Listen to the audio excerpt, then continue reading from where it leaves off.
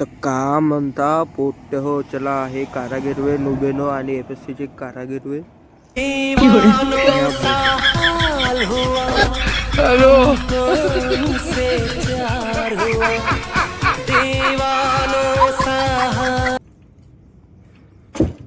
भाऊला म्हणलं जर लग्न झालं म्हटलं नाचू नको म्हटलं जास्त.